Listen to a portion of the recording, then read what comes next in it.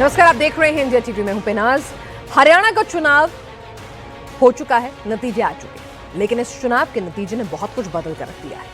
एक तरह से देखा जाए तो इस चुनाव के नतीजे बीजेपी के लिए भी जरूरी थे और कांग्रेस के लिए भी, क्योंकि हरियाणा में जीत का मैसेज बहुत दूर तक जाएगा। इसकी गूंज दूर तक सुनाई देगी, ये मोदी जी कह चुके हैं। महाराष्ट्र, झारखंड, दिल्ली, इन तमाम जगहों पर होने वाले विधानसभा चुनाव पर इसका असर देखेगा।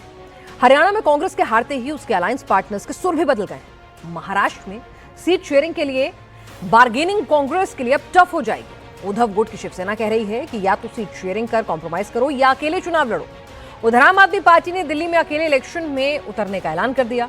यानी हरियाणा में कांग्रेस का ओवर कॉन्फिडेंस उस पर भारी पड़ गया, उसके सहयोगियों को भी उससे छिटका रहा है। हरियाणा में जाट पॉलिटिक्स करने वाली कांग्रेस को जाटों का वोट क्यों नहीं मिला? क्या हरियाणा में कांग्रेस ने हिंदू समाज को बांटने की कोशिश की, जिसका जवाब वहां की जनता ने कांग्रेस को हरा कर दे दिया? या बीजेपी एंटी इनकम्बेंसी को प्रो कम्बेंसी में बदलने का हुनर अब सीख चुकी है? और सबसे बड़ी बात यह कि क्या मोदी फैक्टर अभी भी काम कर रहा है? अगले एक घंटे में इस हार के साइड इफेक्ट कांग्रेस के लिए क्या रहे, जीत ने कैसे एक टॉनिक और बूस्टर का काम किया है, कारण क्या है, सभी चीजें आपको एक एक करके समझाएंगे। चुनाव में रिजल्ट के साथ ही हरियाणा में फिर बीजेपी सरकार आ गई। बीजेपी ने चुनाव के पहले ही नायब सैनी को सीएम पद का चेहरा तो बना दिया। कई बड़े नेताओं ने रैलियों में भी उनके नाम का जिक्र किया। ऐसे में नायब सिंह सैनी का फिर से सीएम बनना तय माना जा रहा है। हालांकि चुनावों के दौरान सीनियर नेता और पूर्व मंत्री अनिल विज भी सीएम पद की ताल ठोक चुके हैं, लेकिन यह तय है कि ताजपोशी तो नायब सैनी की होगी। बीजेपी इस बार हरियाणा कैबिनेट में क्या कुछ नया प्रयोग करने की तैयारी में है, देखते हैं इस रिपोर्ट में।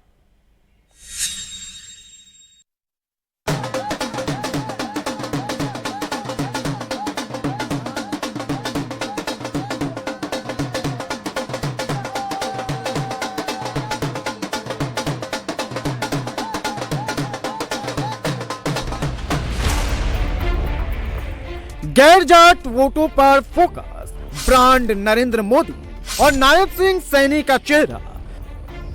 हरियाणा में बीजेपी की जीत के ये तीन सबसे बड़े फैक्टर। बीजेपी ने विधानसभा का चुनाव नायब सिंह सैनी के फेस पर लड़ा था। बीजेपी ने जीत की हैट्रिक लगाई, नया इतिहास रचा, तो नायब सिंह सैनी का सीएम बनना भी तय है। सरकार गठन की तैयारी भी तेज हो गई है। नायब सिंह सैनी ने दिल्ली में प्रधानमंत्री समेत पार्टी की सीनियर लीडरशिप से मुलाकात की, नए मंत्रिमंडल को लेकर चर्चा की। खबर है कि दशहरे के दिन यानी 12 अक्टूबर को सैनी सरकार का शपथ ग्रहण हो सकता है। आदरणीय प्रधानमंत्री जी से शिष्टाचार मुलाकात हुई है, क्योंकि मैंने हरियाणा की जो प्रचंड जीत हुई है उसके बारे में आदरणीय प्रधानमंत्री जी को बताया है। और मैंने कहा है प्रधानमंत्री जी को कि आपको हरियाणा के लोग बहुत प्यार और स्नेह करते हैं, और उसका परिणाम है कि आज तीसरी बार भारतीय जनता पार्टी को इतनी बड़ी सीटें दे करके ये तीसरी बार हरियाणा में डबल इंजन की सरकार बनी है।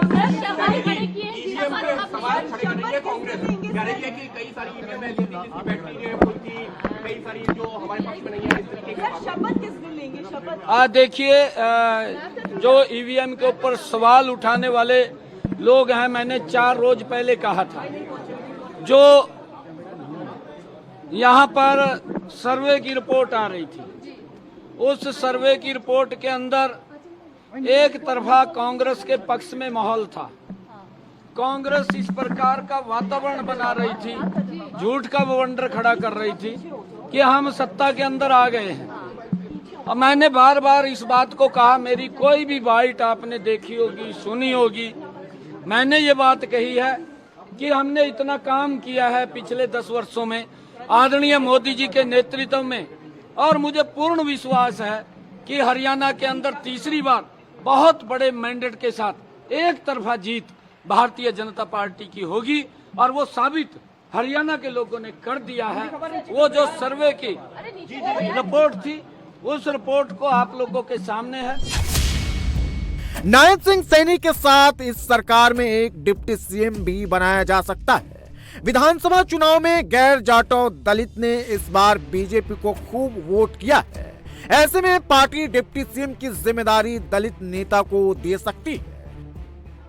नायब सिंह सैनी के नाम पर औपचारिक ऐलान विधायक दल की बैठक में हो जाएगा, लेकिन बीजेपी में कई नेता हैं जिनकी नजर सीएम पद की कुर्सी पर है। बीजेपी के सीनियर लीडर अनिल विज और केंद्रीय मंत्री राव इंद्रजीत सिंह ने भी सीएम पद के लिए अपनी दावेदारी पेश की है। अनिल विज अंबाला कैंट सीट से 7वीं बार विधायक चुने गए। वो मनोहर लाल खट्टर के हटने के बाद भी सीएम पद के दावेदार थे, लेकिन पार्टी ने नायब सिंह सैनी पर भरोसा जताया। इस बार भी अनिल विज कई बार खुद को सीएम की रेस में बता चुके हैं। ओट्स और उसके अलावा सारा प्रशासन मुझे हराने में लगा हुआ था, पूरी ताकत लगा रहा था, पर उसके बावजूद हम जीते हैं। कुछ तो है कि हस्ती मिटती नहीं हमारी। अब कब तक शपथ ग्रहण समारोह कब तक हो, कोई ऐसी चर्चा कुछ हुई हो? नहीं, ये सब कुछ अब सीटें जीत गई, अब सब कुछ आगे जो है वो हाईकमान के हाथ में है, क्या कब कैसे और क्यों करना है। विज साहब क्या मंत्रिमंडल में जाएंगे इस बार? नहीं, समय बताएगा।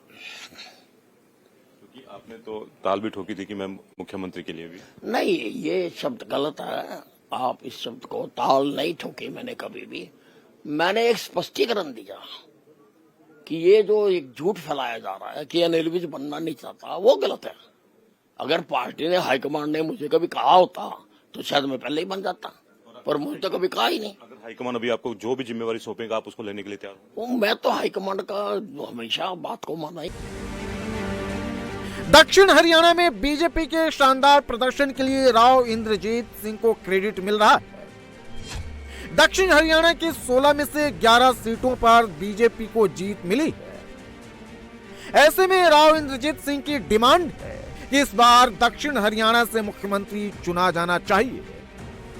लेकिन जिस तरह से नरेंद्र मोदी और बीजेपी की टॉप लीडरशिप नायब सिंह सैनी के पीछे खड़ी है, उससे उनका एक बार फिर सीएम बनना तय है।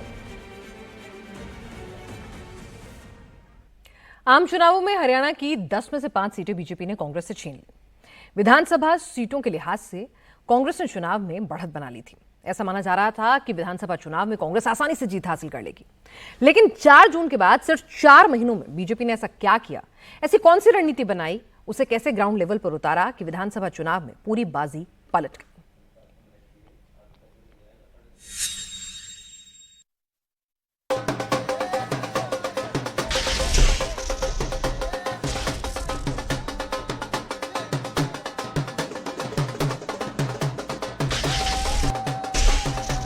एक 126 दिन पहले यानी 4 जून को हरियाणा की 90 विधानसभा सीटों में बीजेपी 42 पर आगे थी। कांग्रेस की बढ़त 46 विधानसभा सीटों पर थी, जो हरियाणा में सत्ता का मैजिक नंबर था। आम आदमी पार्टी ने भी 4 विधानसभा सीटों पर बढ़त हासिल की थी। लोकसभा चुनाव में हरियाणा का मुकाबला बीजेपी और कांग्रेस के बीच टाई था। दोनों को 5-5 सीटें मिली थी, लेकिन कांग्रेस फ्रंट फुट पर थी और बीजेपी बैकफुट पर। प्रदेश में नया मुख्यमंत्री था। किसान, जवान और पहलवान वाला नैरेटिव पूरे हरियाणा में बीजेपी के खिलाफ था। पर 4 महीने के भीतर ऐसा क्या हुआ कि बीजेपी ने जीत की हैट्रिक लगा दी। कांग्रेस बीजेपी के खिलाफ माहौल को अपनी जीत की गारंटी मान रही थी, तो उसी समय बीजेपी की लीडरशिप ने अपने प्लान बी पर काम करना शुरू कर दिया था। बीजेपी ने काफी साइलेंट तरीके से अपने कैंपेन की शुरुआत की। हमने काम किए थे, ईमानदारी से किए थे, सिस्टम को बदला था, भ्रष्टाचार दूर किया था। जिस प्रकार से लूट राज हरियाणा में चलता रहा, हमने उस पर ब्रेक लगाई। इसलिए मैंने पहले दिन से कहा कि जब सारे डिमोरलाइज्ड भी हुए थे, सारे आंकड़े हमारे खिलाफ थे, तब भी मैंने कहा कि आएगी तो बीजेपी। अब खड़गे साहब पता नहीं कहाँ से राजनीति शास्त्र पढ़कर आए हैं, इतने सीनियर लीडर हैं। जनता के फैसले को सिर माथे लगाना चाहिए। लोकतंत्र का यही तकाजा है। स्वीकार नहीं करते तो चुल्लू भर पानी में डूब मरे। चुनाव हुए, यहाँ तुम्हारे अगेंस्ट हो वहाँ ईवीएम खराब है, जहाँ तुम्हारे हक में हो वहाँ ईवीएम ठीक है। तुम्हारा तो करेक्टर हो गया। ये छोटे छोटे बच्चे, स्कूल के बच्चे भी जानते हैं कांग्रेस के करेक्टर को। जाट खुलकर बीजेपी के खिलाफ थे। ऐसे में बीजेपी ने गैर जाट वोटों पर फोकस किया। हुड्डा जाटों के साथ खुलकर खड़े थे। बीजेपी ने इसे बुनाया, ओबीसी, पंजाबी और दलित वोटरों को अपने पाले में खींच लिया। सैनी का चेहरा बीजेपी के काफी काम आया। उनके सीएम बनने से ओबीसी वोटर्स बीजेपी की तरफ शिफ्ट हो गए। बीजेपी ने अपनी हर सभा में खर्ची और पर्ची का मुद्दा उठाया। कांग्रेस सरकार के समय में भ्रष्टाचार की याद दिलाई। बीजेपी ने किसानों के दूसरे आंदोलन को शंभू बॉर्डर पर ही रोक कर रखा, जिसका उन्हें फायदा मिला। विनेश फोगाट समेत कांग्रेस के कई नेताओं ने सीधे पीएम मोदी पर अटैक किया, लेकिन बीजेपी ने विनेश के खिलाफ कहीं भी बयानबाजी नहीं की। हरियाणा जीतने के लिए बीजेपी ने 4 प्रभारी बनाए: धर्मेंद्र प्रधान, बिप्लब कुमार देव, सुरेंद्र नागर और सतीश पुनिया। इन चारों ने विधानसभा सीटों को आपस में बांटा। हर प्रभारी ने अपने प्रभार की सीट पर माइक्रो मैनेजमेंट किया, जातिगत समीकरणों को साधा, उम्मीदवारों का चयन उसी हिसाब से किया। सत्ता विरोधी लहर को रोकने के लिए मनोहर लाल खट्टर को प्रचार से दूर रखा गया। किसानों को 24 फसलों पर एमएसपी और अग्निवीरों को पेंशन वाली नौकरी का वादा भी पार्टी के लिए फायदेमंद रहा। कुमारी शैलजा की नाराजगी को बीजेपी ने अपने पक्ष में किया। बीजेपी ने बहुत स्ट्रेटेजिक तरीके से हरियाणा के लिए प्लान किया, एक सीट पर होमवर्क किया और जब नतीजा आया तो चुनावी विश्लेषक भी हैरान रह गए। हरियाणा में कांग्रेस ये मैसेज दे रही थी कि किसान, जवान, नौजवान, पहलवान बीजेपी से नाराज हैं। कांग्रेस का पूरा कैंपेन भी इसी के आसपास चला, लेकिन कांग्रेस अपने सबसे मजबूत किले में ही हार गई। बीजेपी ने न सिर्फ कांग्रेस को पीछे छोड़ा, बल्कि जाटलैंड और भूपेंद्र हुड्डा के गढ़ में भी अपनी सीटें बढ़ा ली। जाट ही नहीं, बल्कि दलित और ओबीसी समाज का भी पूरा साथ बीजेपी को मिला। तो सवाल यह कि बीजेपी की ऐसी कौन सी स्ट्रैटेजी थी कि कांग्रेस के सत्ता में वापसी की उम्मीदें तोड़ के रख दी।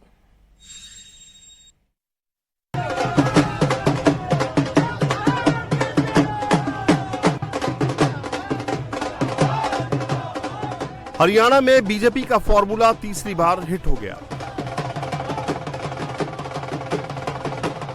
जाट वर्सेस नॉन जाट की राजनीति से गैर जाटों को इकट्ठा कर लिया और जाटों के गढ़ में भी 7 नई सीटें जीत ली। हरियाणा के 57 साल के इतिहास में पहली बार कोई पार्टी लगातार तीसरी बार सरकार बनाने जा रही है। बीजेपी की जीत 2014-2019 से भी बड़ी है। जो कांग्रेस का अहंकार था, कांग्रेस का अहंकार को जो फुगा है उसका फोड़ दिया। वो जैसे कांग्रेस आगे बढ़ रही थी तब जलेबियाँ बांट रहे थे, लड्डू फूट रहे थे, ढोल बजा रहे थे। जब पीछे होने लग गए, पीछे हाट हो रही है, तब बोले ये ईवीएम का काम है, ईवीएम के और दोष लगाने लगे। ये तो बहुत दुटप्पी दोगली रणनीति है। 2014 में बीजेपी ने 47 सीटें जीती थी। 2019 में पार्टी को 40 सीटें ही मिली, लेकिन 2024 में बीजेपी ने 48 सीटें जीतकर नया रिकॉर्ड बना दिया। जाटलैंड में चौधरी लाने का नारा जोर शोर से चल रहा था। चुनाव से पहले लग रहा था कि हरियाणा के जाट बीजेपी के खिलाफ और कांग्रेस के साथ हैं। बीजेपी की चुनावी स्ट्रेटजी भी इसी लाइन पर आगे बढ़ रही थी, लेकिन जब नतीजे आए तो सारे कयास फेल हो गए। जाट बेल्ट में बीजेपी का प्रदर्शन 2019 की तुलना में काफी सुधरा। हरियाणा की जाट बेल्ट में रोहतक, सोनीपत, झज्जर, जिंद, भिवानी और चरखी दादरी जिले आते हैं। पानीपत, सिरसा और हिसार में भी जाटों की अच्छी खासी आबादी है। जाट बेल्ट की 25 सीटों में बीजेपी को 14 और कांग्रेस को 10 सीटें मिली हैं, जबकि 1 सीट निर्दलीय प्रत्याशी के खाते में गई है। 2019 की बात करें तो बीजेपी इन सीटों में सिर्फ 6 पर ही जीत हासिल कर पाई थी और कांग्रेस को 13 सीटें मिली थी। हरियाणा का पूरा चुनाव जाट, दलित और ओबीसी वोटर्स के बीच था।